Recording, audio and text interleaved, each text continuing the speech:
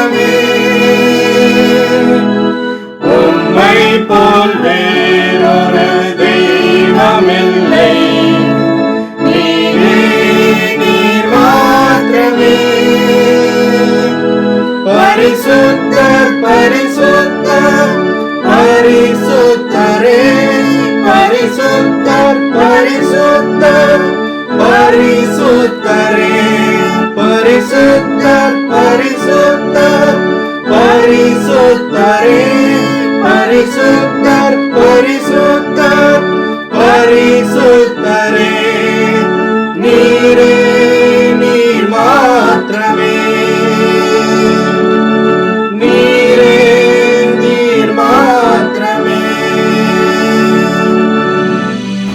அன்பு நிறைந்த எங்கள் அன்பின் நல்ல தகப்பனே, இந்த மகிழ்ச்சியான இந்த பரிசுத்த நாளுக்காக நாங்கள் மீண்டுமாக நாங்கள் நன்றி செலுத்துகிறோம்.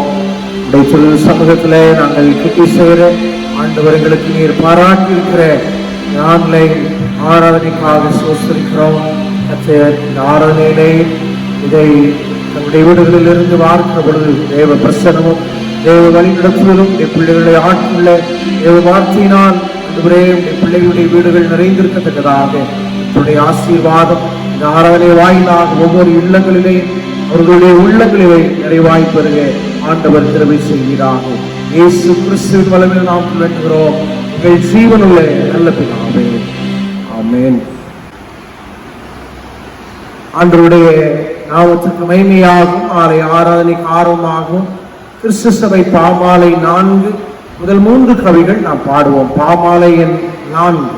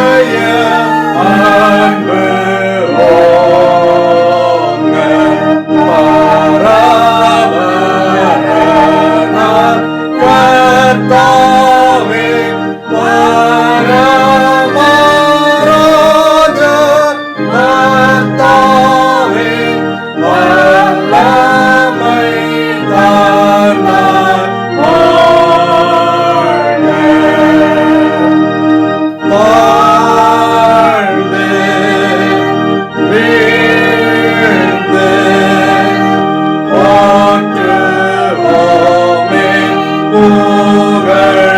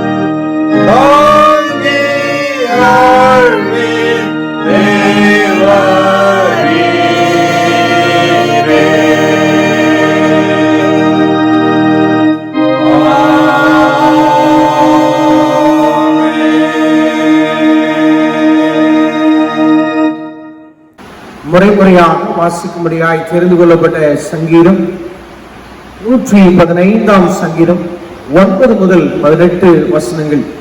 சங்கீதம் 115 9 முதல் 18 வசனங்கள். Psalms 115 verses beginning from 9 to 18. இஸ்ரவேலே, கர்த்தரை நம்பு, அவரே அவர்களுக்கு துணையும் அவர்களுக்கு கேடகமுமாய் இருக்கிறார். ஆரோன் குடும்பத்தாரே, கர்த்தரை நம்புங்கள், அவரே அவர்களுக்கு துணையும் அவர்களுக்கு கேடகமாய் இருக்கிறார். கர்த்தருக்கு பயப்படுகிறவர்களே, கர்த்தரை நம்புங்கள், அவரே அவர்களுக்கு துணையும் அவர்களுக்கு கேடகமாய் இருக்கிறார். கர்த்தர் நம்மை நினைத்திருக்கிறார், அவர் ஆசீர்வதிப்பார். இஸ்ரவேல் குடும்பத்தாரே ஆசீர்வதிப்பார், ஆரோன் குடும்பத்தாரே ஆசீர்வதிப்பார். கர்த்தருக்கு பயப்படுகிற பெரியோரையும் சிறியோரையும் ஆசீர்வதிப்பார். கர்த்தர் உங்களையும் உங்கள் பிள்ளைகளையும் வர்த்திக்க பண்ணுகிறார். வானத்தையும் பூமியையும் படைத்த கர்த்தராலே நீங்கள் ஆசீர்வதிக்கப்பட்டவர்கள். வானங்கள் கர்த்தருடையவைகள், பூமியோ மனுபுத்திரருக்கு கொடுத்தார். மரித்தவர்களும் மௌனத்தில் இறங்குகிற அனைவரும் கர்த்தரை துதியார்கள். நாமோ இது முதல் இன்றைக்கும் கர்த்தரை ஸ்தோத்தரிப்போம். அல்லேலூயா.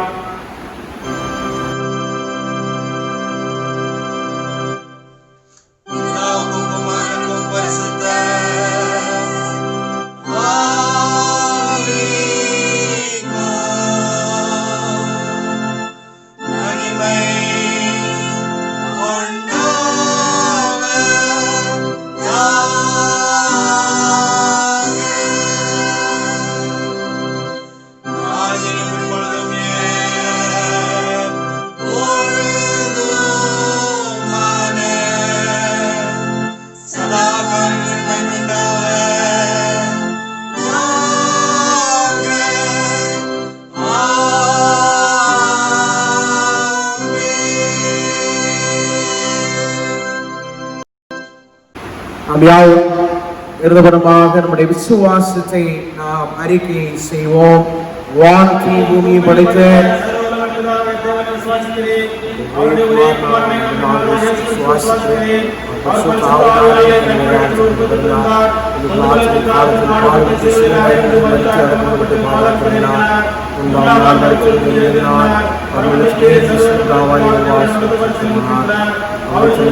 மற்றொரு ஞாயிற்றுக்கு முடிக்குமார்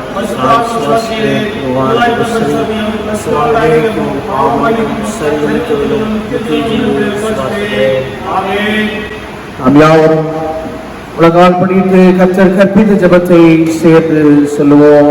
பரமண்டலங்களில் இருக்கிற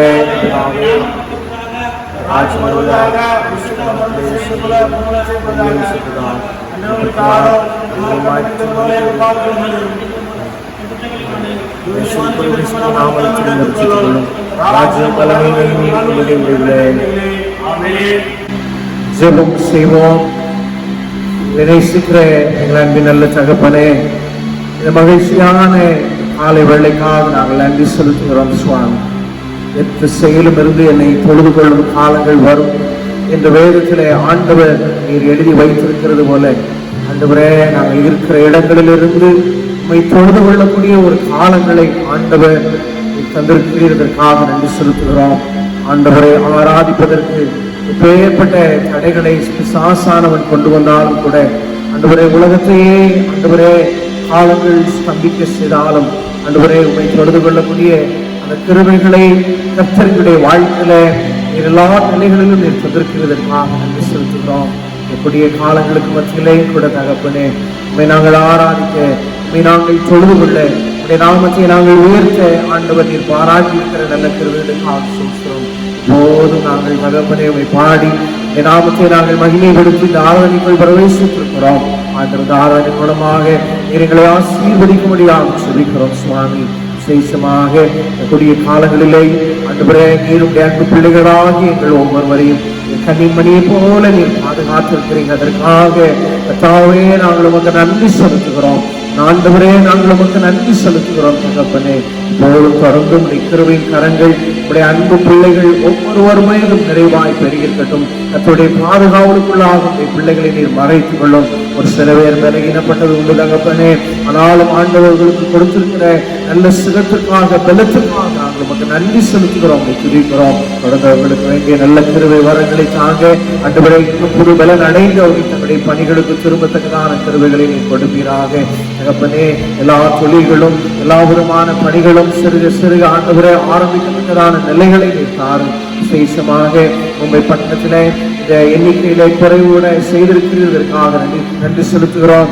மேலும் இந்த கல்யாணம் இந்த பகுதிகளிலே அதிகமாய் எண்ணிக்கையை பெருகி இருக்கிறதை கத்தநீர் அறிந்திருக்கிறேன். இந்த நிலைகள் மாற்றப்படவும் இந்த தானே மாவட்டத்தையும் கத்தநீர் கண்ணோக்கி பார்த்து ஆண்டவர் இந்த தானே மாவட்டத்திலேயும் ஒரு பெரிய மாறுதலை கத்தநீர் கொடுப்பீராக. அந்த தினமும் தகப்பனை எண்ணிக்கையில அதிகரிக்கிற இந்த கொரோனா பாதிக்கப்பட்டவரின் எண்ணிக்கை நாளுக்கு நாள் ஒவ்வொரு நாளும் குறையத்தக்கதான காலங்களை கத்தனை கொடுப்பீராக. ஒரு அற்புதங்களை நீர் செய்யுங்க, ஒரு அதிசயங்களை நீர் செய்யும்படியாக செபிக்கிறோம். திருச்சபையின் அன்பு பிள்ளைகளை மட்டும் பாதுகாத்திருக்கிறதுக்காக சோஸ்திரம். அவருடைய வாழ்க்கையில என்னென்ன நிலைகளிலே பிள்ளைகள் இருந்தாலும் சுவாமி, அவர்களுக்கு வேண்டிய கிருபைகளை இந்த நேரத்திலே நீர் பரலோகத்திலிருந்து நீர் அருளி செய்யும்படியாய் நாங்கள் செபிக்கிறோம். ஆண்டவருடைய மனதுருக்கம் அன்பு பிள்ளைகளின் மீது நல்ல வேளையில பலமாய் இறங்கும்படியாய் செபிக்கிறோம் சுவாமி. அவங்க எந்த நிலையிலே பலகீனப்பட்டிருந்தாலும் கர்த்தருடைய உன்னத வல்லமை, கர்த்தராகிய இயேசு கிறிஸ்துவின் வல்லமை பிள்ளைகளுடைய சரீரத்துக்குள், அவருடைய இல்லறத்துக்குள், அவருடைய உள்ளத்திற்குள் பாய்ந்து செல்லும்படியாய் செபிக்கிறோம். எல்லா விதமான குழப்பங்கள், எல்லா விதமான தகப்பனே சாசானவன் கொண்டு வருகிற போராட்டங்கள் எல்லாவற்றையும் கர்த்தர் மாற செய்வீராக. வீடுகளிலே சமாதானம் உண்டாயிருக்கட்டும். பிள்ளைகளுடைய படிப்புகளிலே ஆண்டவருடைய கரங்கள் தங்கியிருக்கட்டும். தகப்பனே, பிள்ளைகளுடைய வாழ்க்கையில நீர் கொடுத்திருக்கிற நல்ல தேர்ச்சிக்காக சோஸ்கரிக்கிறோம். பிள்ளைகள் 12th எக்ஸாம்ஸ் நல்ல ரிசல்ட்ஸ்க்கான கர்த்தர் கிருபை தந்தீங்க, அதற்காக நாங்கள் நன்றி செலுத்துகிறோம். பிள்ளைகளுடைய ஆண்டவரே எதிர்கால படிப்புக்காக எடுக்கிற எல்லா முயற்சிகளையும் பிள்ளைகளுக்கு நீர் வாய்ப்பு செய்து நீர் தாரும். அதற்குரிய தேவைகளை நீர் சந்தியும். நாட்டிலும் அட்மிஷன்ஸ்ல இருக்கிற எல்லா குழப்பங்களையும் நீர் அறிந்திருக்கிறேன் சுவாமி. ஆண்டவர் அந்த நிலைகளுக்கு மத்தியிலையும் இந்த பிள்ளைகளுக்கு வேண்டிய எல்லா விதமான திறமைகளை ஆண்டவர் நீர் பரலோகத்திலிருந்து நீர் அருள் செய்யும்படியாக உம்மை நோக்கி நாங்கள் மன்றாடி செபிக்கிறோம். கர்த்தருடைய உன்னத பாதுகாவல் அந்த பிள்ளைகளை தாங்கி இருக்கட்டும். அதை தொடர்ந்து நீர் ஆசீர்வதிப்பீராக சுவாமி. ஆண்டவருடைய உன்னத கிருபையினால் இடைகட்டுவீராக. இன்னும் என்னென்ன தேவைகளுக்காக பிள்ளைகள் இப்பொழுது சமூகத்திலே வேண்டிக் கொள்கிறார்களோ ஆண்டவருடைய அன்பு பிள்ளைகளுடைய தேவைகளை நீர் கர்த்தர் சந்திப்பீராக.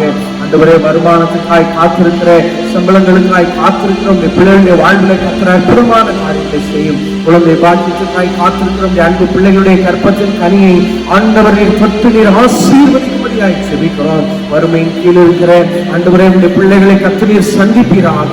பண தேவைகளை கர்த்தர் நீர் சந்திக்கும்படியாய் செபிக்கிறோம் சுவாமி.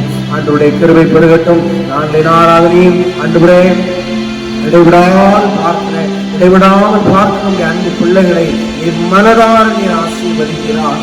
ஆண்டவரே, அநேகர் கிடைக்காமல் இருந்தாலும் அவர்களும் இதை பெற்றுக் கொண்டு உடைய நாமத்தை மகிமைப்படுத்துகிறாய். ஆண்டவரே, கிருபை தாங்க. கரத்தில் ஒப்புக் கொடுக்கிறோம். கர்த்தர் பெரிய காரியங்கள் செய்யும். உடைய தேசத்தை ஆசீர்வதிங்க. உடைய தேசத்தின் தலைவர்களை கர்த்தர் ஆசீர்வதியும். உனது கிருபை பெருகி இருக்க கர்த்தர் கிருபை தாரும். இந்த தேசத்தின் பொருளாதாரம் எல்லா நிலைகளிலும் பாதுகாக்கப்பட ஆண்டவரே கிருபை கொடுத்து செபிக்கிறோம். அத்தியாவசிய தேவைகளின் பொருட்கள் விலை உயராதபடிக்கு ஆண்டவர் அவைகளில் ஒரு பெரிய மாற்றத்தை அரசாங்கத்துக்கு வேண்டிய அந்த கிருபைகளை கொடுத்து அதை குறைக்கிறதுக்கான தயவினை கொடுப்பீராக. தகப்பனே, உடைய எல்லா குருமார்களுக்காக செபிக்கிறோம். கர்த்தருடைய ஆசீர்வதிங்க. எல்லா தேவ ஊழியர்களையும், தனித்தால் ஊழியர்கள் செய்கிற, சுவிசேஷ ஊழியம் செய்கிற மிஷனரிகளை ஒவ்வொருவரையும் கர்த்தரை காத்தரணும் சுவாமி. தேவ கிருபை பெருகட்டும். இந்த தேசங்களின் எல்கைகளிலே ஆண்டவருடைய பாதுகாவல் தங்கியிருக்க கர்த்தரை கிருபை செய்வீராக. பொழுதுகளை தாழ்த்துகிறோம். நாமத்தை மகிமைப்படுத்த ஆண்டவர் நீர் கிருபை தான். இயேசு கிறிஸ்துவின் வல்லமையான நாமத்தில் வேண்டுகிறோம் எங்கள் ஜீவனுள்ள நல்ல பிதாவே, ஆமென். தயவு செய்து உட்காருவோம். திருமறை பகுதி நாம் வாசிக்க கேட்போம். வாசிக்கும்படி தெரிந்து கொண்ட வேத பாடம் 1 கொரிந்தியர் 2ஆம் அதிகாரம் 6 முதல் 16 வரை. 1 கொரிந்தியர் 2ஆம் அதிகாரம் 6 முதல் 16 வரை. அப்படி இருந்தும் தேறினவர்களுக்குள்ளே ஞானத்தை பேசுகிறோம், இப்பிரபஞ்சத்தின் ஞானத்தை அல்ல, அழிந்து போகிறவர்களாகிய இப்பிரபஞ்சத்தின் பிரபுக்களுடைய ஞானத்தையும் அல்ல. உலக தோற்றத்திற்கு முன்னே தேவன் நம்முடைய மகிமைக்காக ஏற்படுத்தினதும் மறைக்கப்பட்டதுமாயிருந்த இரகசியமான தேவன் ஞானத்தையே பேசுகிறோம். அதை இப்பிரபஞ்சத்து பிரபுக்களில் ஒருவனும் அறியவில்லை. அறிந்தார்களானால் மகிமையின் கர்த்தரை அவர்கள் சிலுவையில் அறைய மாட்டார்களே. எழுதியிருக்கிறபடி தேவன் தம்மில் அன்பு கூறுகிறவர்களுக்கு ஆயத்தம் பண்ணினவைகளை கண் காணவும் இல்லை, காது கேட்கவும் இல்லை, அவைகள் மனுஷனுடைய இருதயத்தில் தோன்றவும் இல்லை. நமக்கோ தேவன் அவைகளை தமது ஆவியினாலே வெளிப்படுத்தினார். அந்த ஆவியானவர் எல்லாவற்றையும் தேவனுடைய ஆழங்களையும் ஆராய்ந்திருக்கிறார். மனுஷனில் உள்ள ஆவியே அன்றி மனுஷரில் எவன் மனுஷனுக்குரியவைகளை அறிவான்? அப்படி போல தேவனுடைய ஆவியே அன்றி ஒருவனும் தேவனுக்குரியவைகளை அறிய மாட்டான். நாங்களோ உலகத்தின் ஆவியை பெறாமல் தேவனால் எங்களுக்கு அருளப்பட்டவைகளை அறியும்படிக்கு தேவனில் இருந்து புறப்படுகிற ஆவியையே பெற்றோம். அவைகளை நாங்கள் மனுஷன் ஞானம் போதிக்கிற வார்த்தைகளாலே பேசாமல் பரிசுத்த ஆவி போதிக்கிற வார்த்தைகளாலே பேசி ஆவிக்குரியவைகளை ஆவிக்குரியவைகளோட சம்பந்தப்படுத்தி காண்பிக்கிறோம். ஜென்ம சுபாவமான மனுஷனோ தேவனுடைய ஆவிக்குரியவைகளை ஏற்றுக்கொள்ளான். அவைகள் அவனுக்கு பைத்தியமாக தோன்றும். அவைகள் ஆவிக்கேற்ற பிரகாரமாய் ஆராய்ந்து நிதானிக்கப்படுகிறவைகள் ஆனதால் அவைகளை அறியவும் மாட்டான். ஆவிக்குரியவன் எல்லாவற்றையும் ஆராய்ந்து நிதானிக்கிறான், ஆனாலும் அவன் மற்றொருவனாலும் ஆராய்ந்து நிதானிக்கப்படான். கர்த்தருக்கு போதிக்கத்தக்கதாக அவருடைய சிந்தையை அறிந்தவன் யார்? எங்களுக்கோ கிறிஸ்துவின் சிந்தை உண்டாயிருக்கிறது. வாசிக்க முடித்திருந்து கொண்ட வேத படம் வாசித்தாயிற்று. மீண்டும் ஆண்டுடைய நாமத்திற்கு மகிமையாகும். நம்மையும் நம்முடைய உள்ளத்தை செய்திக்கு ஆயத்தப்படுத்தும் வண்ணமாக கிறிஸ்து சபை பாமாலை 320 1, 3, 4 கவிகள் நாம் பாடுவோம். பாமாலை 320 1, 3, 4.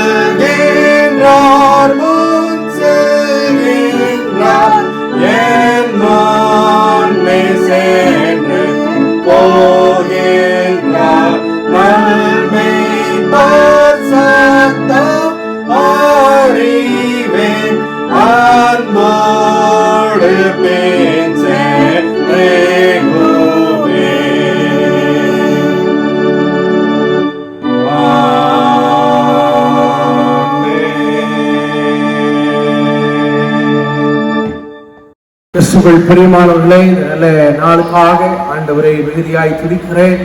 மீண்டும் இந்த ஆன்லைன் ஆராதனை மூலமாக உங்கள் அனைவரையும் சந்திப்பதிலே மிகுந்த மகிழ்ச்சி அடைகிறேன். கர்த்தர் உங்கள் அனைவரையும் ஆசீர்வதிப்பாராக. இம்மட்டும் நம்மளை பாதுகாத்து ஆண்டவர் தொடர்ந்து நம் மீது எல்லா கிருபை வரங்களை தந்து நம்மளை பாதுகாத்து ஆசீர்வதிப்பாராக. இந்த நாளின் தியானத்துக்காக எடுத்துக்கொள்ளப்பட்ட வேத பகுதி, நாம் வாசிக்க கேட்ட திருமறை பகுதியை நாம் திருப்பி வைத்துக் கொள்வோம். 1 கொரிந்தியர்களிலே நிறுவம் 2ஆம் அதிகாரம் 14ஆம் வசனம் 15ஆம் வசனத்தின் அடிப்படையில நாட்களிலே நாம் தியானிக்க இருக்கிறோம். 1 கொரிந்தியர் 2ஆம் அதிகாரம் 14ஆம் வசனம் இவ்விதமாய் சொல்லுகிறது: ஜென்ம சுபாவமான மனுஷனோ தேவனுடைய ஆவிக்குரியவைகளை ஏற்றுக்கொள்ளான். அவைகள் அவனுக்கு பைத்தியமாக தோன்றும். அவைகள் ஆவிக்கேற்ற பிரகாரமாய் ஆராய்ந்து நிதானிக்கப்படுகிறவர்களானதால் அவைகளை அறியவும் மாட்டான். ஆவிக்குரியவன் எல்லாவற்றையும் ஆராய்ந்து நிதானிக்கிறான், ஆனாலும் அவன் மற்றொருவனாலும் ஆராய்ந்து நிதானிக்கப்படான். இங்கு 2 விதமான மனிதர்களை குறித்து அப்போஸ்தலனாகிய பவுல் பொருந்து சபைக்கு எழுதுகிற பொழுது எழுதுகிறார். முதலாவது 14ஆம் வசனத்தை நீங்கள் பார்க்கிறனால் ஜென்ம சுபாவமான மனுஷனை குறித்து அங்கு சொல்லியிருக்கிறது நான் பார்க்கிறேன். இந்த ஜென்ம சுபாவமான மனுஷன் என்ன செய்ய மாட்டானா? ஆவிக்குரியவைகளை அவன் ஏற்றுக்கொள்ள மாட்டான். 2வது, அது அவனுக்கு பைத்தியமாக தோன்றும். 3வது, அவன் அதை என்ன செய்ய மாட்டான்? அறிந்து கொள்ளவும் மாட்டான். ஆங்கிலத்தில் இதமாய் மொழிபெயர்க்கப்பட்டிருக்கிறது: the natural person does not accept things of the Spirit of God, which is folly to him, and he is not able to understand which is spiritually discerned என்று சொல்லி சொல்லப்பட்டிருக்கிறது. The natural person. 15ஆம் வசனத்தை நீங்கள் பார்த்தீர்களால் ஆவிக்குரிய மனுஷனை குறித்து சொல்லப்பட்டிருக்கிறது. அவன் எப்படிப்பட்ட மனிதன்? அவன் எல்லாவற்றையும் ஆராய்ந்து நிதானிக்கிறான். அடுத்தாவது சொல்லப்பட்டிருக்கிறது, அவன் மற்றொருவனால் என்ன செய்ய முடியாது? ஆராய்ந்து நிதானிக்கப்பட முடியாத மனுஷன். The spiritual person discern all things. அவன் எல்லாவற்றையும் ஆராய்ந்து அறிகிறான். இந்த நாளிலே இந்த 2 விதமான மனிதர்களை குறித்து தான் இந்த நாளிலே நாம் தியானிக்க இருக்கிறோம். இதன் அடிப்படையில 2 மனிதர்களுக்குள்ளே நாம் எந்த மனிதனாக இந்த நாளிலே நாம் காணப்படுகிறோம் என்பதை தான் இந்த நாளிலே நாம் பார்க்க இருக்கிறோம். Apostle Paul tries to differentiate the difference between the natural person and the spiritual person. Natural person மற்றும் spiritual person. ஜென்ம சுபாவமான மனுஷன், ஆவிக்குரிய மனுஷன். ஜென்ம சுபாவமான மனுஷன் ஏற்கனவே சொல்லப்பட்டது போல அவன் என்ன செய்ய மாட்டான்? எல்லாவற்றையும் ஏற்றுக்கொள்ள மாட்டான். அவனுக்கு எல்லாமே அது பைத்தியமாக தோன்றும். ஆண்டவருடைய வார்த்தையை அவன் ஏற்றுக்கொள்ள மாட்டான். அவன் எல்லாவற்றையும் என்ன செய்ய மாட்டான்? அவனுக்கு பைத்தியமாக தோன்றும். நீங்க நன்றாக கவனித்திருப்பீர்களால் இந்திய தேசத்துல ஒவ்வொரு நம்முடைய மத விழாக்கள், திருவிழாக்கள் வருகின்ற பொழுது இந்திய தேசத்தின் தலைவர்கள், பாரத பிரதமர், எல்லா கட்சியின் தலைவர்கள் அந்த குறிப்பிட்ட பண்டிகைகள், அந்த திருவிழாவில் மக்களுக்கு வாழ்த்து வழங்குவது உண்டு. தீபாவளி வந்தால் வாழ்த்துவார்கள், பொங்கல் வந்தால் வாழ்த்துவார்கள், கிறிஸ்துமஸுக்கும் வாழ்த்துவார்கள், குட் ஃப்ரைடேக்கும் வாழ்த்துவார்கள். ஆனால் ஈஸ்டருக்கு என்ன செய்ய மாட்டாங்க? வாழ்த்த மாட்டாங்க. நிறைய கவனித்து பார்க்கலனால் என்ன செய்ய மாட்டாங்க? அவர்கள் வாழ்த்த மாட்டார்கள். ஏன் ஈஸ்டருக்கு வாழ்த்த மாட்டார்கள் என்றால் அது என்ன பண்டிகை? உயிர் தெழுந்த திருநாள். ஏன் அரசியல் தலைவர்கள் வாழ்த்த மாட்டார்கள்? உயிர் தெழுதல் என்பது மனிதனுக்கு இயலாத ஒரு காரியம். மனிதன், பிறந்த மனிதன் உயிரோடு எழுப்பினதாக கிறிஸ்துவானவரை தவிர உலகத்தில் எந்த ஒரு மனிதரை குறித்தும் சொல்லப்படவில்லை. கொஞ்ச காலங்களுக்கு முன்பதாக ஆந்திராவை சார்ந்த புட்டபர்த்தி சாய்பாபா சாகிறதுக்கு முன்பதாக ஒரு கிளைம் பண்ணார், நான் சாகவே மாட்டேன் என்று சொல்லி.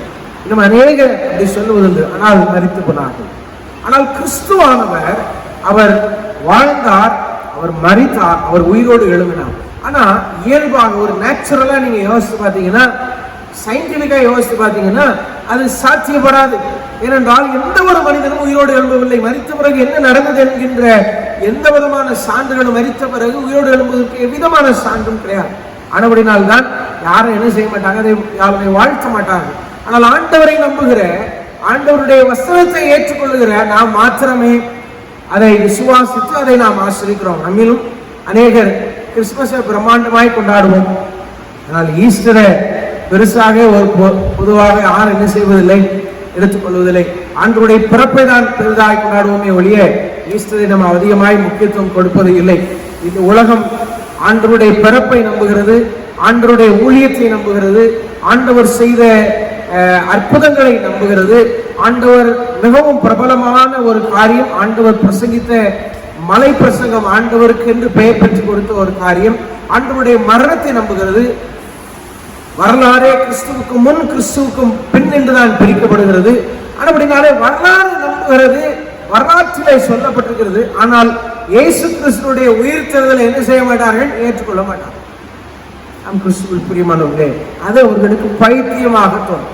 The natural person, they don't understand the spiritual things because that is spiritually discerned. They don't understand it, they don't accept it, and it is folly, it is stupid for them, it is foolish for them. அவர்களுக்கு அது பைத்தியமாக. நாம் கிறிஸ்துவில் பிரியமானவர்களே, இன்னைக்கு ஜென்ம சுபாவமான மனுஷன் கர்த்தருக்குரிய காரியங்களை அவனால் ஏற்றுக்கொள்ள முடியாது. அப்போஸ்தலர்கள் ஆண்டவருடைய உயிர்த்தெழுதலுக்கு பிறகு ஊழியம் செய்தார்கள். அப்போஸ்தலர் 4ஆம் அதிகாரத்திலே 2ஆம் வசனத்தை நீங்கள் பார்த்தீர்களால் அங்கு வேதம் சொல்லுகிறது, அவர்கள் பிரசங்கம் பண்ணுகிறார்கள். அவர்கள் நன்றாய் கவனிங்க, இயேசுவை முன்னிட்டு மரித்தோரிலிருந்து உயிர்த்தெழுதலை பிரசங்கித்தினாலும் சின்னம் கொண்டு. பாருங்க, எதை பிரசங்கித்தார்கள்? இந்த சீஷர்கள் எதை பிரசங்கித்தார்கள்? உயிர்த்தெழுந்த கிறிஸ்துவை பிரசங்கித்தார்கள். The apostles praised the resurrected Christ. உயிர்த்தெழுந்த இயேசுவை பிரசங்கித்தார்கள். வெறும் இயேசு செத்து போயிருந்தாருன்னா அவருடைய மகத்துவங்களை பிரசங்கித்திருப்பார்கள், யாருமே அவர்கள் மீது கோபப்பட்டிருக்க மாட்டார்கள். ஏன் கோபப்பட்டார்கள்? உயிர்த்தெழுந்து விட்டார் என்று சொல்லி ஒரு பொய்யை சொல்லுகிறார்கள் என்று இவர்கள் அவர் மீது சினம் கொண்டார்கள். ஏனென்றால் உயிர்த்தெழுதலை நம்புகிற கூட்டமாக அவர் இல்லை. அப்போஸ்தலர் 4ஆம் அதிகாரத்தில் 18ஆம் வசனம் பாருங்க.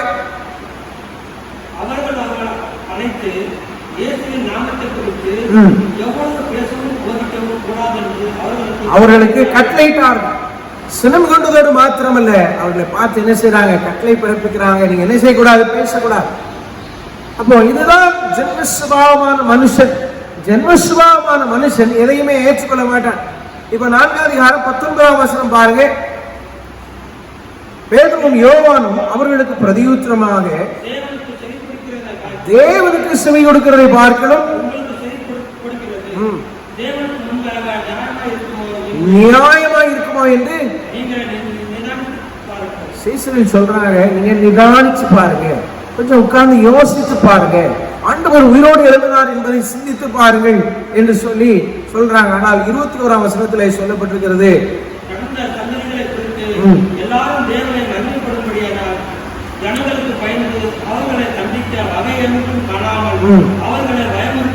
பயமுறுத்தி விட்டு விட்டார். கிறிஸ்துவில் பிரியமானவர்களே, ஜென்ம சுபாவமாய் பார்க்கிற பொழுது ஆண்டவருடைய மகிமையை நம்மால பார்க்க முடியாது. இன்னைக்கு அநேகருக்கு ஒரு கேள்வி உண்டு, இயேசு வருவாரா, அவர் எங்கு வருவார் என்கின்ற கேள்விகள் கிறிஸ்தவர்களுக்குள்ளே உண்டு. அப்படினால்தான் பவுல் 1 கொரிந்தியர் 1:18 எழுதுகிறவர்கள் சொல்கிறார், சிலுவையை பற்றின உபதேசம் கெட்டு போகிறவர்களுக்கு பைத்தியமாயிருக்கு. For the word of cross is folly for those who are perishing. கெட்டு போகிறவர்களுக்கு சிலுவையை குறித்த உபதேசம் பைத்தியமாய் இருக்கு. ஆண்டவருடைய பிரசங்கம் மக்களுக்கு பைத்தியமா இருக்கும். ஆனால் ஆண்டவர் அந்த பிரசங்கத்தை தான் தெரிவு பண்ணார். சில பேர் பிரசங்கம் கேட்க மாட்டாங்க, பிரசங்கத்துல என்ன செய்ய மாட்டாங்க? கவனமாய் இருக்க மாட்டாங்க. ஆனால் வேதம் சொல்லுகிறது, பைத்தியமாய் தோன்றுகிற பிரசங்கத்தை கொண்டுதான் ஆண்டவர் ரட்சிப்பை கட்டளையிட்டார். தேவ மகிமை வெளிப்படும். அப்ப ஜென்ம சுபாவத்தோடு நம்முடைய மாம்சீகத்தோடு இந்த ஆராதனைகளை நம்ம கலந்து கொள்வோமானால், மாம்சீகத்தோடு நாம் ஆண்டவருடைய பிரசன்னத்திலே நம்ம பிரவேசிக்க விரும்புவோமானால் தேவ மகிமையை நம்மால பார்க்க முடியாது. உலக பிரகாரமான காரியங்களை நம் மனதுக்குள்ள வைத்துக் கொண்டு ஆண்டவரை பார்ப்போமானால் நம்மால பார்க்க முடியாது. ஜென்ம சுபாவமான மனுஷனுக்கு இதை ஏற்றுக்கொள்ளவே மனம் இராமல். அப்போஸ்தலர் நடவடிக்கைகள்ல 6ஆம் அதிகாரம் 34ஆம் வசனத்திலிருந்து 39ஆம் வசனம் வரைக்கும் வாசித்து பாருங்கள்.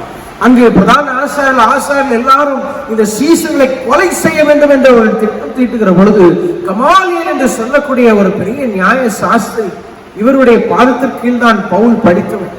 அவர் எழுதி சொல்லுகிறார், ஒரு காலத்திலே யூதாஸ் என்று ஒருவன் எழுதினான், தேயுதாஸ் என்று ஒருவன் எழுதினான். இவர்கள் எல்லாரும் ஒன்றுமில்லா இல்லாமல் போனார்கள். அது போலவே இந்த சீசர்களும் தேவனால் உண்டாயிராமல் இருப்பார்கள், இவர்களும் ஒன்றுமில்லாமல் போவார்கள். ஆனால் தேவனால் உண்டாயிருப்பார்கள் என்றால் நீங்கள் தேவனோடு போயிடாதபடிக்கு பாருங்கள் என்று சொல்லி எச்சரிக்கை. அப்புறம்தான் இந்த பிரதான ஆசாரியர்கள் அதை விட்டு விலகுறாங்க. அப்ப அந்த இடத்துல ஒரு தேவ மனிதன் எழும்பி அவங்களுக்கு ஒரு ஆலோசனை சொல்றான். என்ன சொல்றான்? தேவனுக்கு விரோதமாய் யுத்தம் செய்யாதபடிக்கு பாருங்கள்.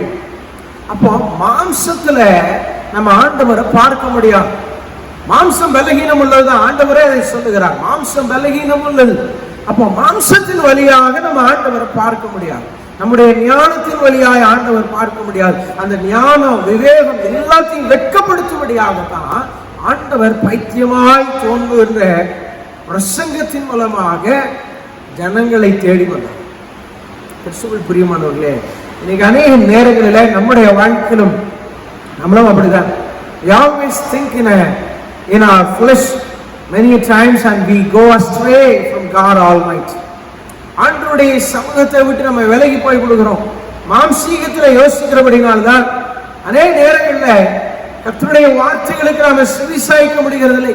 சில பேர் சொல்லுவாங்க, பிரசங்க அப்படிதான் சொல்லுவாங்க, நம்ம அப்படிலாம் வாழ முடியுமா, அப்படிலாம் இருக்க முடியுமா?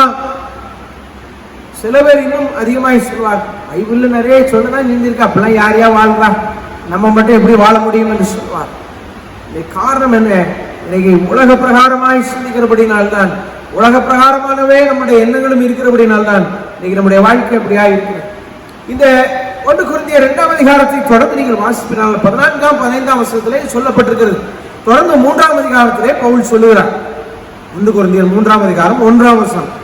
மேலும் சகோதரரே, என்ன கவனிங்க, மேலும் சகோதரரே, நான் உங்களை ஆவிக்குரியவர்கள் என்று எல்லாம் கவனிங்க, நான் உங்களை ஆவிக்குரியவர்கள் என்று எண்ணி உங்களோட பேசக்கூடாமல். நல்லா கவனிங்க, பவுல் சொல்றாரு 2:14-15 ஜென்மசுபாவமான மனுஷன் யாரு, ஆவிக்குரியவன் யார் என்று சொல்லி வித்தியாசப்படுத்தி காட்டுறார். 3ஆம் அதிகாரத்துல 1ஆம் வசனத்துல தான் எழுதுகிற சபையாரை பார்த்து பவுல் சொல்றாரு, நீங்க ஜென்மசுபாவமான மனிதர்கள், நீங்க ஆவிக்குரியவர்கள் அல்ல அப்படின்னு சொல்லி பவுல் சொல்றார். அந்த வசனத்தை தொடர்ந்து வாசிங்க.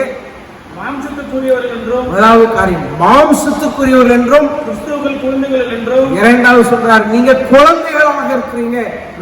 எண்ணி பேச வேண்டாதாயிற்று. நீங்கள் பலனில்லாத, மூணாவது நீங்கள் பலனில்லாதவர்கள், உங்களுக்கு போஜனங்கள் கொடாமல் பாலை குடித்து, பாருங்க, உங்களுக்கு போஜனம் கொடுக்க முடியாம பாலை தான் நான் கொடுத்தேன். இன்னமும் நீங்கள் மாம்சத்துக்குரியவர்களாய் இருக்கிறபடியால். பாருங்க, இந்த முதல் பகுதி பாருங்க, பவுல் சொல்றாரு, நான் உங்ககிட்ட பிரசங்கம் பண்ண வந்த நாள்ல உங்களுக்குள்ள ஊழியம் செய்தேன். 2ஆம் அதிகாரம் முதல் வசனங்கள் எல்லாம் பாத்தீங்கன்னா பவுல் சொல்றாரு, எப்படி நான் உங்ககிட்ட ஊழியம் செய்தேன் அப்படின்னு சொல்றாரு. உங்களை ஊழியம் செய்கிற பொழுது நீங்க எப்படி இருந்தீங்கன்னா, நீங்க மாம்சத்துக்குரியவர்களாக இருந்தீங்க, நீங்க குழந்தைகளாக இருந்தீங்க. ஆனபடினால உங்களுக்கு நான் போஜனம் கொடுக்காம பாலை நான் கொடுத்தேன். நீங்க பலனில்லாதவர்களாக இருந்தீங்க. நான் உங்ககிட்ட ஊழியம் செய்யும் போது நீங்க இப்படிப்பட்டவர்களாக தான் இருந்தீங்க. ஆனபடினால்தான் நீங்க குழந்தைகளாக இருக்கிறீர்கள் என்று சொல்லி நான் பெரிய பிரசங்கம் எல்லாம் பேசல, ஆனா உங்கள்கிட்ட சுருக்கமாக எளிய நடைமுறையில நான் உங்ககிட்ட பேசினேன். அதை தொடர்ந்து நீங்க வாசிங்க. பாலை கொடுத்தேன், இன்னமும் நீங்கள் மாம்சத்துக்குரியவர்களாக இருக்கிறபடியால் உங்களுக்கு பலனில்லை. பவுல் சொல்றாரு, உங்களை ஆவிக்குரியவர்கள் என்று நான் பேசல. ஏன்னா நீங்க இன்னைக்கு நீங்க மாம்சத்திற்குரியவர்களாக தான் இருக்கிறீர்கள். மாம்சத்திற்குரியவர்களாக இருப்போம்னால் நம்ம என்ன நினைப்போம், நமக்கு நல்ல பலன் இருக்கு என்று சொல்லி நம்ம நினைப்போம். We feel that we have strength when we are in flesh. ஆனா பவுல் சொல்றாரு, நீங்க மாம்சத்துக்குள்ள இருக்கிற பொழுது உங்களுக்கு என்ன கிடையாது, பலனே கிடையாது, பலனே. பவுல் தெளிவாய் சொல்கிறார், நீங்க மாம்சத்திற்குரியவர்கள், நீங்க ஆவிக்குரியவர்கள் அல்ல. கிறிஸ்துவுக்குள் பிரியமானவர்களே, நம்முடைய வாழ்க்கையில நம்ம ஆண்டவருடைய ரத்தத்தால கழுவப்பட்டிருக்கிறோம், கர்த்தருடைய ஆலயத்திற்கு வருகிறோம், வேதம் வாசிக்கிறோம், எல்லாம் செய்கிறோம். நீங்க நம்முடைய சிந்தையை சீர்தூக்கி பாருங்க. நம்ம எப்படி யோசிக்கிறோம்? நம்ம மாம்சத்துக்குள்ள இருக்கிறோமா இல்ல கர்த்தருக்குள்ள ஒரு ஆவிக்குரிய வாழ்வில நம்ம இருக்கிறோம்? நினிவே பட்டணத்தை குறித்து நம்ம எல்லாருக்குமே தெரியும். இந்த நினிவே பட்டணம் என்று சொன்னாலே நமக்கு தெரிய வர்றது யாரு? யோனா. யோனாவை ஆண்டவர் நினிவே பட்டணத்துக்கு அனுப்பி ஆண்டவர் பெரிய அற்புதத்தை செய்கிறார். கிட்டத்தட்ட 1,20,000 அதிகமான மக்களை ஆண்டவர் அந்த காலத்திலே என்ன செய்தார்? காப்பாற்றினார். அதன் பிறகு இந்த நினிவே பட்டணம் என்ன ஆனது, அவங்க எல்லாம் எப்படி இருந்தாங்க என்று சொல்லி நம்ம அநேகருக்கு அறிந்திருக்க ஒருவேளை வாய்ப்பு இல்லாமல் இருக்கலாம். இந்த நினிவே பட்டணம் என்பது இஸ்ரவேல் தேசத்தார் வாழுகிற பட்டணம் அல்ல, அசரிய தேசத்தினுடைய தலைநகரம் தான் இந்த நினிவே பட்டணம். யோனா தீர்க்கதரிசியின் புஸ்தகத்துல இந்த நினிவே பட்டணத்தை குறித்து சொல்லப்பட்டிருக்கிறது. இந்த நினிவே பட்டணத்தார் ஆண்டவருக்கு பயந்து வாழ்ந்த மக்கள் ஒரு பக்கம் தப்பு செய்தாங்க. உடனே ஆண்டவர் யோனாவை அனுப்பி அந்த நாட்களில் ஒரு பெரிய எச்சரிப்பை கொடுத்து அந்த நாளில் காப்பாற்றினார். அது நம்ம எல்லாருக்குமே தெரியும். இந்த நினிவே பட்டணம் அசரிய தேசத்துக்கு தலைநகரம் தான் இந்த நினிவே பட்டணம். Nineveh is a capital city of Assyria kingdom. அப்போ இப்படிப்பட்ட காலங்கள் ஒரு காலத்துல இந்த அசரிய தேசம் மிகுந்த வல்லமை நிறைந்த தேசமாய் மாறினது. ஒரு காலத்துல அசரிய தேசம் தான் இஸ்ரவேல் தேசத்தை என்ன செய்தாங்க? பிடித்து கொண்டு போய்விட்டாங்க. They captured Israel kingdom. அவங்க என்ன செய்தாங்க? இஸ்ரவேல் தேசத்தை பிடித்து கொண்டு போனார்கள். அந்த அளவுக்கு ஒரு அசூர வளர்ச்சி இந்த இஸ்ரவேல் தேசத்து இந்த நினிவே பட்டணத்துக்கு இந்த அசரிய தேசத்துக்கு வந்தது. அதே நேரத்தில் எந்த ஜனங்கள் ஆண்டவருக்கு பயந்திருந்தார்களோ, யோனா வார்த்தையின் மூலமாக கர்த்தருக்கு கீழ்ப்படித்தார்களோ, மீண்டும் ஆண்டவரை விட்டு விலகி போனார், மீண்டும் பாவ வாழ்க்கைக்குள் விலகி போனார். இந்த சூழ்நிலையில இந்த நினிவே பட்டணத்தை எச்சரிக்கும்படியாய் எழுதப்பட்ட ஒரு வேத புஸ்தகம் தான் நாகும் தீர்க்கதரிசியின் புஸ்தகம். இந்த நாகும் தீர்க்கதரிசியின் புஸ்தகத்துல ஆண்டவர் இந்த நாகும் மூலமாக இந்த நினிவை எச்சரிக்கிறார். நாகும் 1ஆம் அதிகாரம் 8ஆம் வசனம் பார்த்தீங்கன்னா,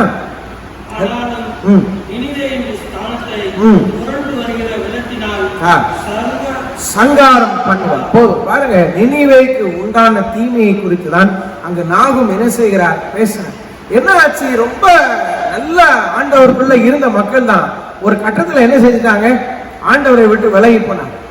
கர்த்தருக்கு கீழ்ப்படித்திருந்த மக்கள், இஸ்ரவேல் தேசத்தார் கிடையாது.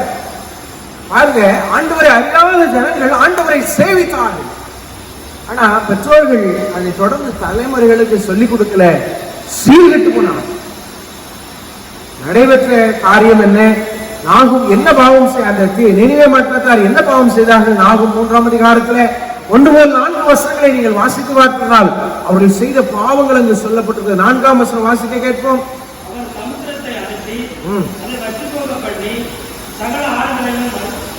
4ஆம் வசனம் இவ்விதமாய் சொல்றது, தன் வேசி தனங்களினால் ஜாதிகளையும் தன் சூரியங்களினால் வம்சங்களையும் வெறுக்கிற மகா சூனிய காரியம் ரூபோதியமா இருக்கிற வேசியினுடைய திரளான வேசிகளின் நிமித்தம். முதல் 4 வசனங்கள் அவர்கள் செய்த பாவங்களை சொல்கிறது. 4ஆம் வசனத்துல சொல்லப்பட்டிருக்கிறது, அவர்கள் வேசித்தனம் செய்தார். வேசித்தனம், they did prostitution. அதோடு மாத்திரமல்ல, சூனியங்கள் செய்தார். மந்திரங்கள் தந்திரங்கள் செய்கிற மக்களாய் மாறினார். மற்றவர்களுக்கு விரோதமாய் சூனியங்கள் செய்யக்கூடிய ஆண்டவர் இந்த நேரத்துல தான் நாகும் அனுப்பி ஆண்டவர் என்ன செய்யறாரு? ஒரு பெரிய ஒரு எச்சரிப்பை கர்த்தர் கொடுக்கிறார். இவர்கள் இஸ்ரவேல் தேசத்தை பிடித்த பிறகு யூதா தேசத்துக்கும் அச்சுறுத்தலாகவே இருந்தாங்க. எப்போ வேணுமானாலும் உங்களை பிடிப்போம் என்று எச்சரித்தார். எசேக்கியா ராஜாவின் காலத்தில் மிகவும் அதிகமாக அவர்களை துன்பப்படுத்தினார். அடிக்கடி அவர்களை துன்பப்படுத்தினார்.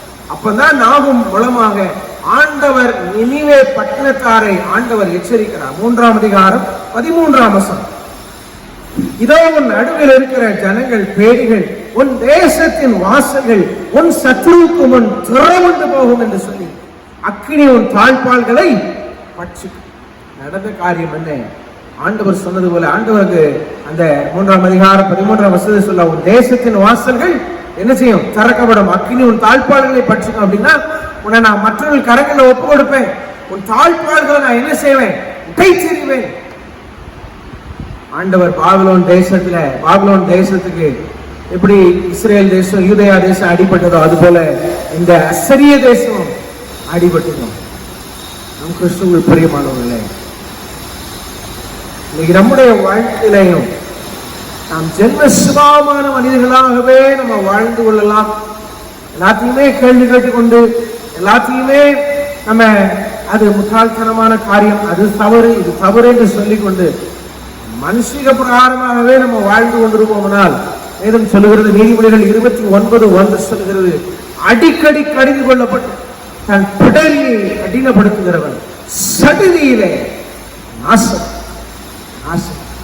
அடிக்கடி கடிந்து கொள்ளப்பட்டு யோசித்துப்பார்.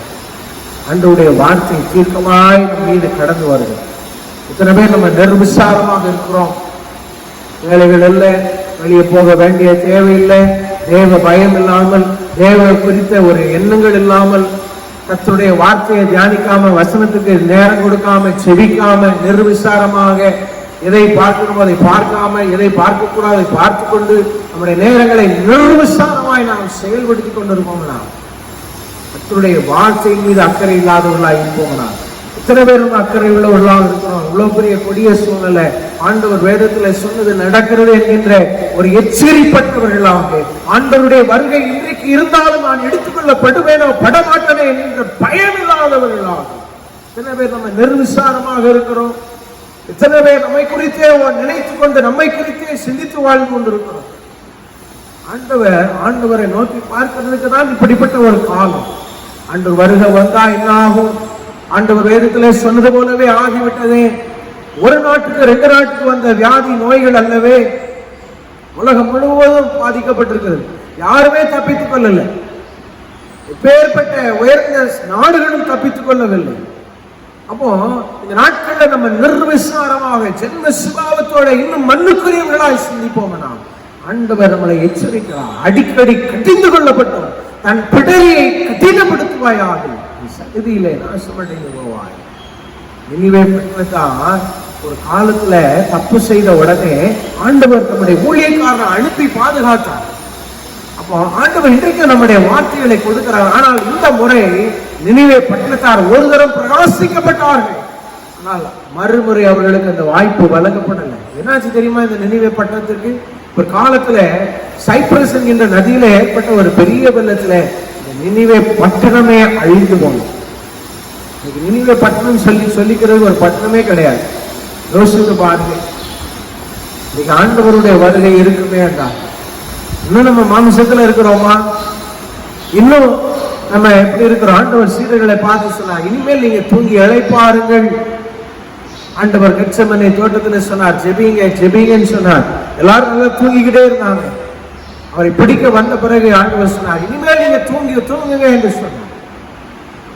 நம்ம தூங்கி கொண்டு இருக்கிறோமா?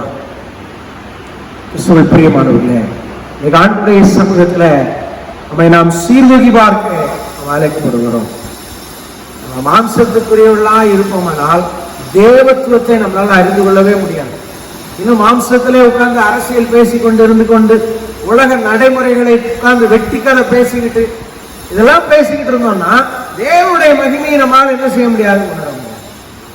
இதான் ஜென்ம சுபாவமான மனுஷன். This is the life of the natural person who never accepts things that is the spirit of God, which is falling to him. இரண்டாவது பவுல் 2ஆம் அதிகாரம் 1 கொரிந்தியர் 2ஆம் அதிகாரம் 15ஆம் வசனத்துல சொல்றாரு, ஆவிக்குரிய மனுஷன், the spiritual person என்ன செய்கிறான்? ஆராய்ந்து நிதானிக்கிறான். அவன் எல்லாத்தையும் என்ன செய்வான்? ஆராய்ந்து பார்ப்பான். ஆவிக்குரிய மனுஷன் ஆராய்ந்து பார்ப்பான். ஆதியாகமத்தின் புஸ்தகம் 37ஆம் அதிகாரத்திலே 11ஆம் வசனம் இவ்விதமாய் சொல்லுகிறது. ஆதியாகமம் 37:11.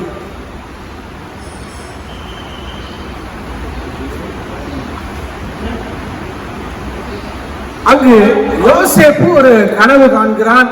அந்த கனவு எல்லாரிடத்திலையும் சொல்லப்படுது. சொன்ன உடனே எல்லாரும் கோபப்படுறாங்க. வாசிங்க 11. அவன் சகோதரர் அவன் மேல் பொறாமை கொண்டார்கள். நல்ல கவனிங்க, எல்லாரும் பொறாமை கொண்டார்கள். அவன் தகப்பனே அவன் சொன்னதை மனதிலே வைத்துக் கொண்டான். நல்ல கவனிங்க, அவன் கனவு சொல்றான். அவன் தகப்பனும் திட்டினா அப்படின்னு சொல்லி முந்தின வசனத்துல இருக்கு. அவன் சகோதரர் எல்லாரும் பொறாமைப்படுறாங்க. ஒரு கனவு கண்டான், நம்ம எல்லாருக்கும் தெரியும்.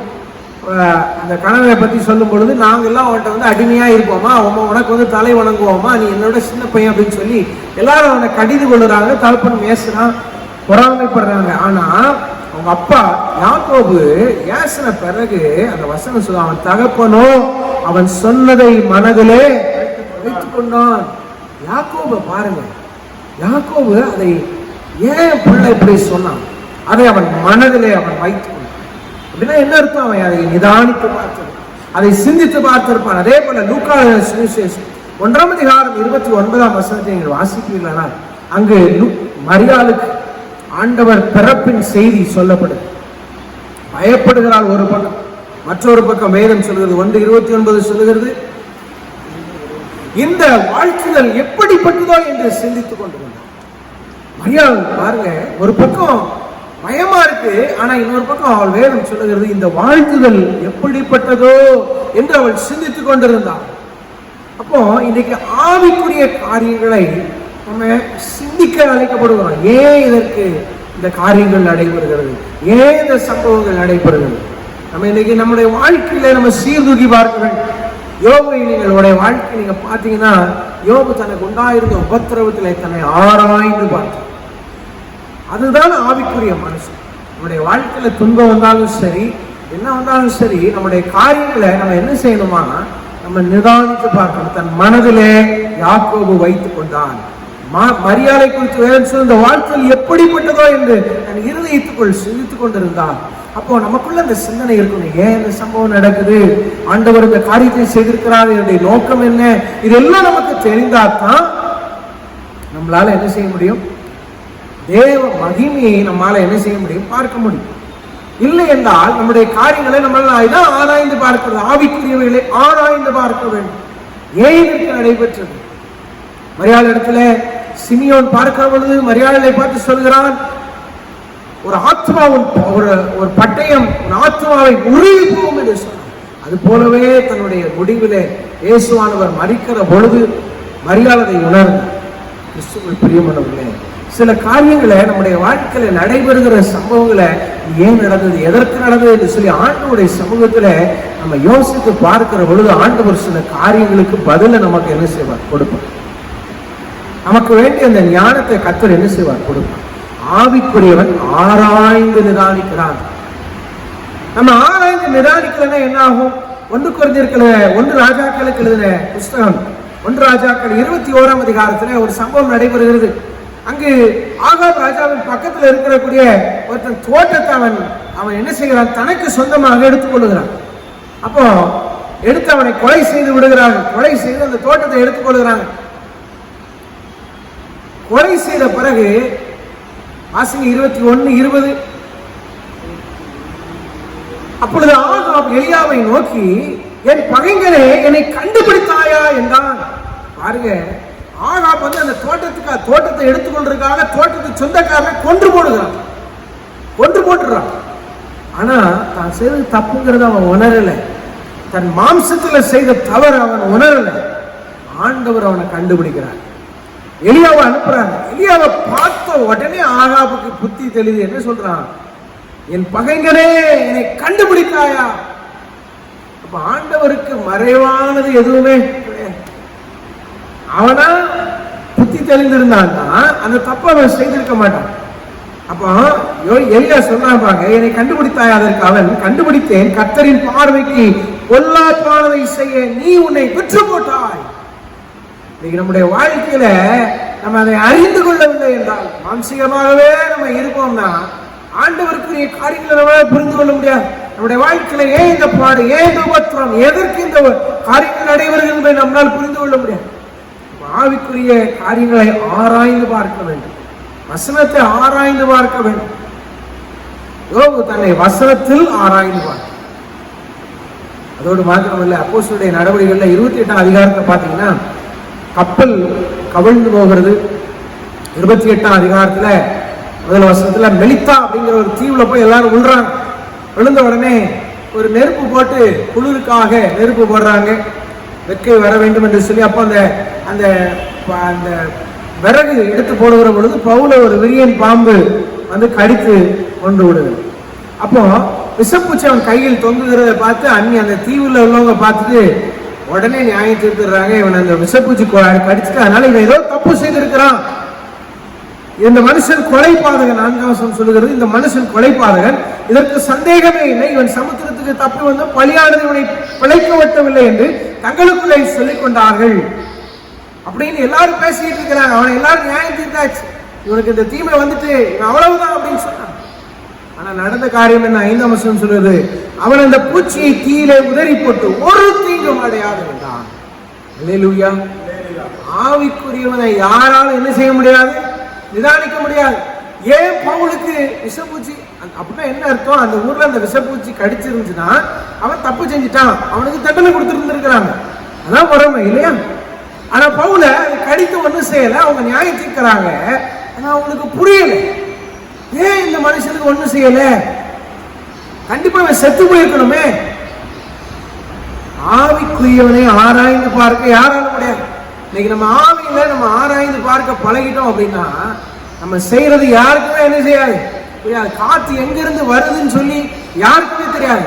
ஆனா அது இங்க போயிட்டு இருக்குங்கிறது மட்டும் தான் நமக்கு தெரியும். ஏன்னா நம்ம காதுல நம்ம என்ன செய்வோம், உணர்வோம். காத்து நம்ம மேல வீசி படுகிற பொழுது காத்து இங்க இருந்து வருதுன்னு சொல்லுவோம். ஆனா காத்து எங்க இருந்து கிளம்பி வந்துட்டு இருக்கு, எங்க போயிட்டு இருக்கு யாருக்கும் தெரியாது, யாரும் கண்ணால பார்க்க முடியாது. அது போலதான் ஆவிக்குரிய மனிதன். ஆண்டவர் அந்த கிருபையை நமக்கு கொடுத்திருக்கிறார்.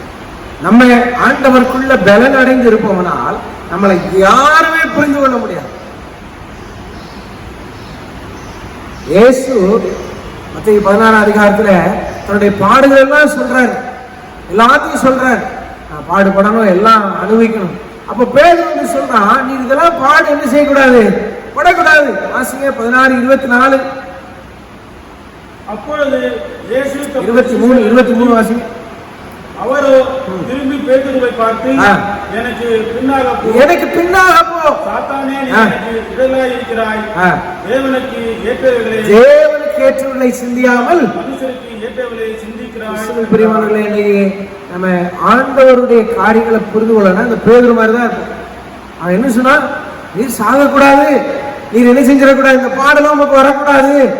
அப்ப ஆண்டவர் அவனை கடிந்து கொண்டு நிறைய நேரங்கள் அப்படிதான் பாடுகள் உபத்திரவங்கள் வருகிற பொழுது கிறிஸ்தவ மக்களை என்ன செய்யறது, என்ன பைபிள படிச்ச, என்னத்தை பண்ண, இந்த ஆண்டவர் உனக்கு என்ன செய்கிறார்? இன்னைக்கு அநேக நேரங்கள்ல சக விசுவாசியை கெடுக்கிறதே விசுவாசிகள் தான்.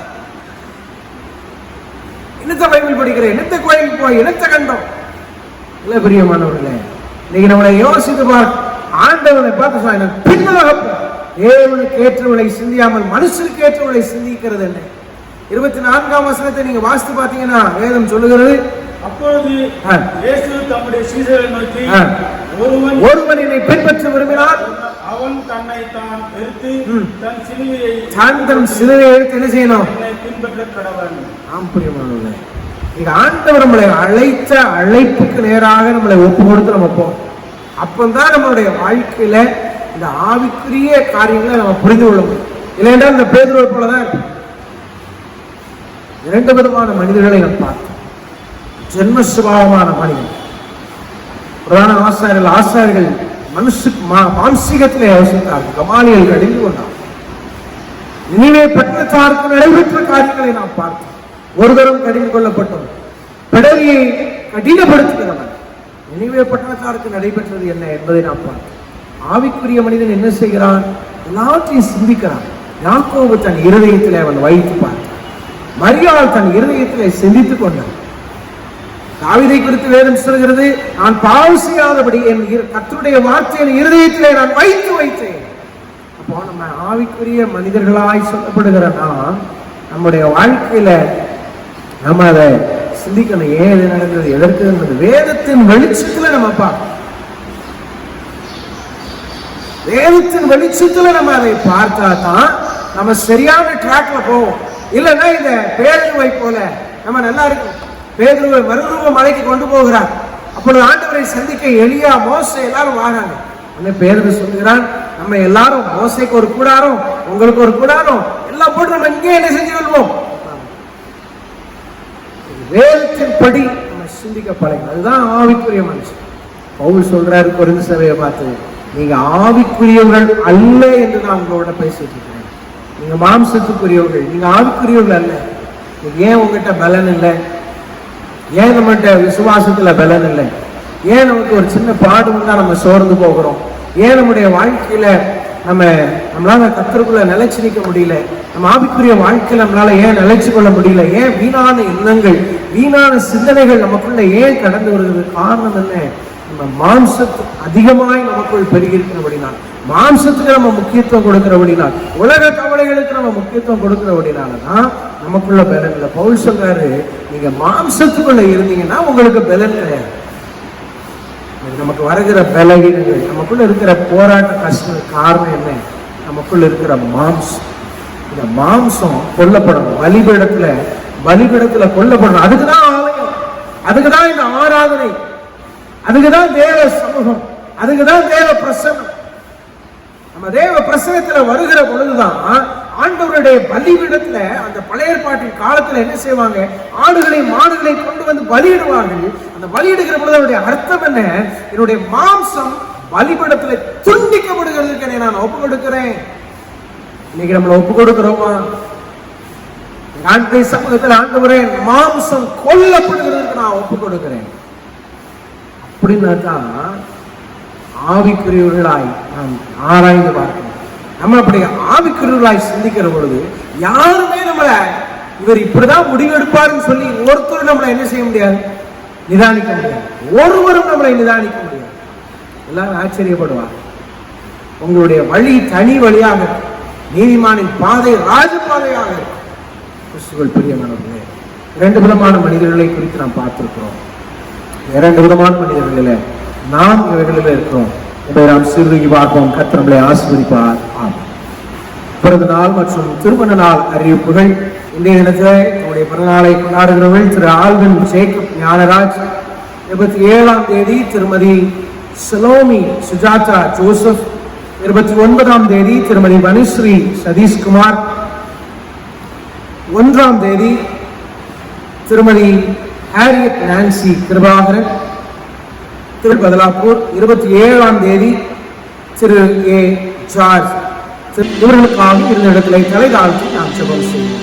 அன்பு மிரட்டு நிறைந்த எங்கள் அன்பின் நல்ல தகப்பனே, இந்த மகிழ்ச்சியான நாளுக்காக நாங்கள் நன்றி செலுத்துகிறோம். நல்ல நாளிலே திரு சமூகத்திலே நாங்கள் எத்திக்கு சேர ஆண்டவர் கொடுத்த நல்ல கிருபைகளுக்காய் சோஸ்திரம். தொடர்ந்து கிருபையின் தயவும் உங்களுடைய வாழ்விலை பெருகட்டும். பேர் வாசிக்க கேட்ட இந்த அன்பு பிள்ளைகளுக்காக துதிக்கிறோம் சுவாமி. குறுகிய ஒரு வருடத்துக்குள் உங்களுடைய பிள்ளைகள் பிரவேசிக்கிறார்கள். விசுவாசத்தோடு பிரவேசிக்கிற பொழுது ஆண்டவருடைய உன்னத கிருபை உடைய பிள்ளைகளை தாங்கிக் கொள்ளட்டும். ஆண்டவருடைய தயவு பெருகட்டும். உடைய பிள்ளைகள் ஆவிக்குரிய வாழ்விலே பலனடையட்டும். புதிய ஆண்டுல ஆண்டவருடைய வார்த்தையிலே, ஆண்டவருடைய வசனத்துல ஆண்டவர்கள் நிலை கொண்டு எல்லா விதமான ஆவிக்குரிய நன்மைகளை நாம் நம்முடைய வாழ்வு நிறைந்திருக்க, உலக ஆசீர்வாதங்கள் நம்முடைய வாழ்விலே, உடைய தனிப்பட்ட வாழ்விலே, குடும்ப வாழ்விலே, சரீரத்திலே எல்லாவற்றையும் அவர்கள் பெற்று நீடூடி காலம் வாழ்ந்து நம்முடைய நாமத்தை மகிமைப்படுத்த கர்த்தரே கிருபை செய்வீராக. நான் உன்னை ஆசீர்வதிக்கவே ஆசீர்வதித்து உன்னை பெருகவே பெருக பண்ணுவேன் என்று சொன்ன ஆண்டவர் நிறைவான நன்மைகளை தந்து நீர் ஆசீர்வதிப்பீராக. இயேசு கிறிஸ்துவின் மூலமே நாம் வேண்டுகிறோம் எங்கள் ஜீவனுள்ள நல்ல பிதாவே. ஆமென். வருகின்ற சனிக்கிழமை மாதத்தின் முதல் நாள், ஆகஸ்ட் மாதத்தின் முதல் நாள் முன்னிட்டு நமக்கு இந்த ஆராதனை தொகுப்பு நம்முடைய ஆலயத்தின் மூலமாக யூடியூப் மற்றும் ஃபேஸ்புக்கில் அனுப்பப்படும். மக்கள் யாவரும் நீங்கள் அதையும் பார்த்து பயனடைய உங்களை அன்போடு கேட்டுக்கொள்கிறோம். சனிக்கிழமை புது மாத ஆராதனை காலை 9 மணிக்கு நம்முடைய ஆலய யூடியூப் மற்றும் ஃபேஸ்புக் சேனல்ல ஒளிபரப்பு செய்யப்படும். யாவரும் கண்டு நீங்கள் பயனடைய உங்களை மிகுந்த அன்போடு கேட்டுக்கொள்கிறோம். மீண்டும் ஆண்டுடைய நாமத்துக்கு மகிமையாகும். நம்மையும் நம்முடைய காணிக்கைகளை படிக்கும்படியாக கிறிஸ்தவ கீர்த்தனை 310 2 மற்றும் 5 கவிகள் நாம் பாடுவோம். கீர்த்தனை 310 2 மற்றும் 5 கவிகள்.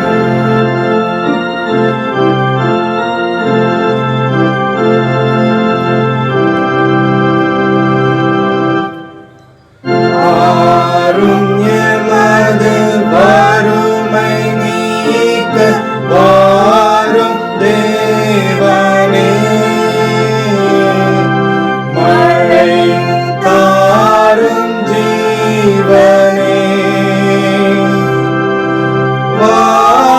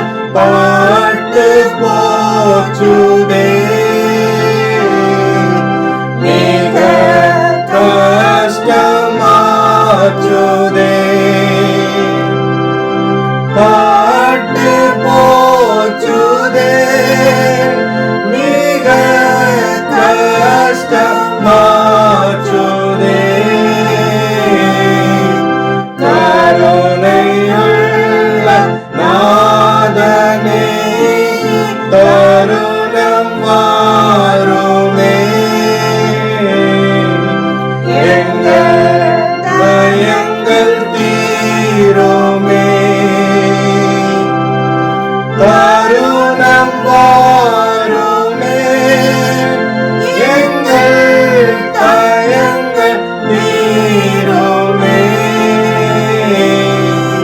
வாரும் எமது வறுமை நீக்க வாரும் தேவனே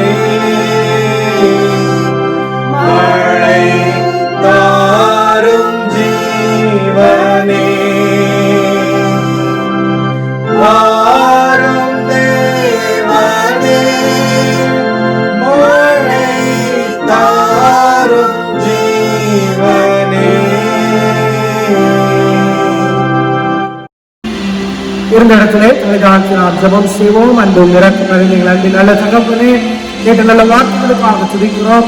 நம்முடைய வார்த்தையிலே பலனடைய நம்முடைய மக்களாய் வாழ்த்த ஆவிக்குரிய விதத்திலே பலனடைய மானசீகத்தை மேற்கொண்டு வருவதற்கு வேண்டிய கீழ்வுகளை தந்து எங்களை ஆசீர்வதிகளை தாழ்த்துகிறோம். நாமத்தை மகிமைப்படுத்த கிருபை தாருங்கள். அன்பு பிள்ளைகள் நம்முடைய இல்லத்தில் இருந்து பண்ணுமாறு பிள்ளைகள் சேமித்து வைத்துக் கொண்டிருக்கிற அன்பின் காணிக்கைகளை கர்த்தர் ஆசீர்வதியும். வீடுகள் என்றைக்கும் ஆசீர்வதிக்கப்படட்டும். வீட்டில் இருந்தால் கர்த்தருடைய நாமத்துக்கு மகிமையாக பிரத்யேகமாக இந்த பிள்ளைகள் எடுத்து வைத்துக் கொண்டிருக்கிற இந்த காணிக்கைகளை கர்த்தர் ஏற்று அங்கீகரித்து இந்த காணிக்கைகளை கர்த்தர் ஆசீர்வதித்து இந்த பிள்ளைகள் நம்முடைய குடும்பத்திலே இந்த பொல்லாத காலங்களிலே பாதுகாப்போடு லாபமான நல்ல ஆசீர்வாதங்களோடு வாழ்ந்து கர்த்தர் கிருபை தந்தவர்களை ஆசீர்வதித்து ஆழ்த்துகிறோம். பணிப்பட்ட காணிக்கைகளை கர்த்தர் ஏற்று அங்கீகரியும். இயேசு கிறிஸ்து வல்லமையில் நாமத்தில் வேண்டுகிறோம் எங்கள் ஜீவனுள்ள நல்ல பிதாவே. எல்லா புத்திக்கும் மேலான தேவ சமாதானம் உங்களோடு இருந்து நீங்கள் தேவரையும் அவருடைய குமாரனாகிய நம்முடைய நாதர் இயேசு கிறிஸ்துவை பற்றிய அன்பிலும் அறிவிலும் நிலைத்திருக்கும்படி உங்கள் இதயத்தையும் சிந்தையும் காக்கடவுள் பிதா குமாரன் பரிசுத்த ஆவியாகிய திரியேதனுடைய ஆசீர்வாதம் உங்கள் அனைவரோடும் இன்றும் சதா காலங்களிலும் நிலைத்திருக்க கடவுள்.